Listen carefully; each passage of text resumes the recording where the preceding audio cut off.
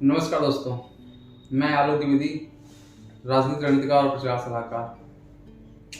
दोस्तों, आज मैं बात करने वाला हूं अपने देश के पूर्व प्रधानमंत्री राजीव गांधी और उनके हत्यारे के बारे में।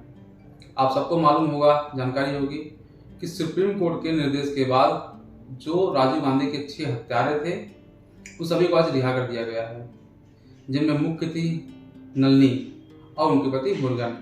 इसके साथ 4 अन्य लोग थे, जय कुमार, संथान, रॉबर्ट और एक अन्य व्यक्ति भी था।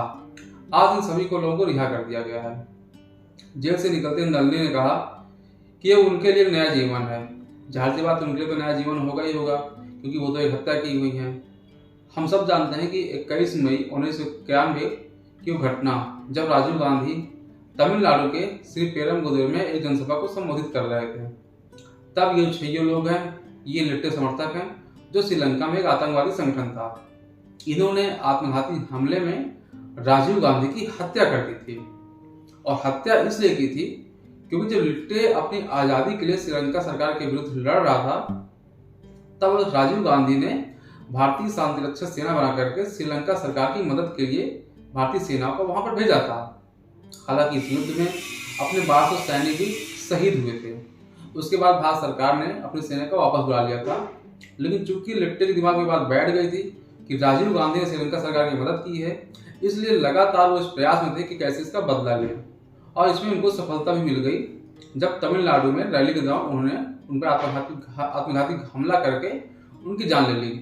देश में बहुत बड़ी घटना घटी थी, हर तरफ हाहाकार मचा था, लोगों ने इसकी आलोचना की।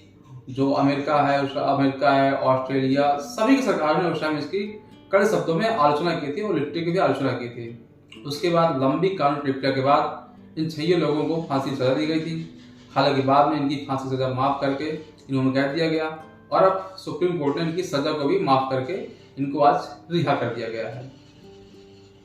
रिहा होने के बाद सरकार प्लान कर रही है कि इनमें जो 4 लोग हैं जो लिट्टे समर्थक है, श्रीलंका के हैं, उन सभी 4 लोगों को श्रीलंका भेजने की तैयारी भी कर ली गई है, जिनमें नलिनी का पति मुरुगन भी है। अच्छा, जब से इन्होंने छोड़ने का फैसला सुप्रीम कोर्ट ने लिया था ना, तब से एक चर्चा चल रही है, क्या लिट्टे वापस जिंदा होगा?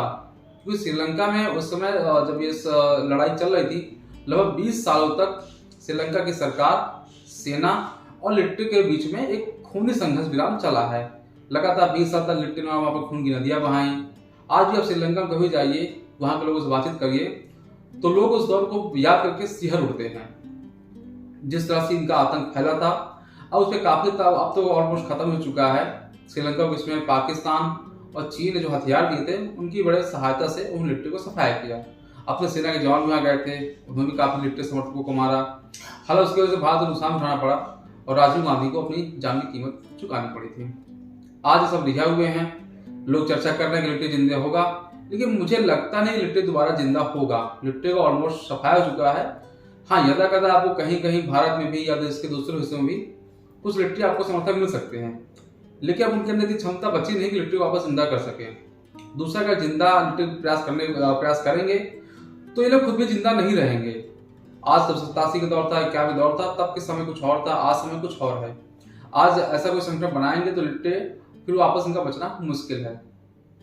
हालांकि जो व्यक्तिगत तौर पर मेरा मानना है कि एक जो पूर्व प्रधानमंत्री रहा है, किसी भी दल का रहा हो, लेकिन चूंकि प्रधानमंत्री देश का होता है, और उस टाइम सभी लोगों ने इसकी आलोचना भी की थी।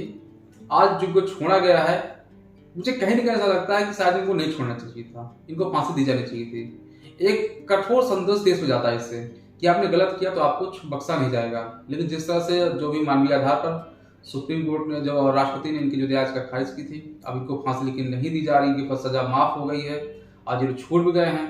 कहीं ना कहीं मुझे ऐसा लगता है कि इससे गलत संदेश जाता है। ऐसे लोगों को छोड़ना तो नहीं चाहिए था।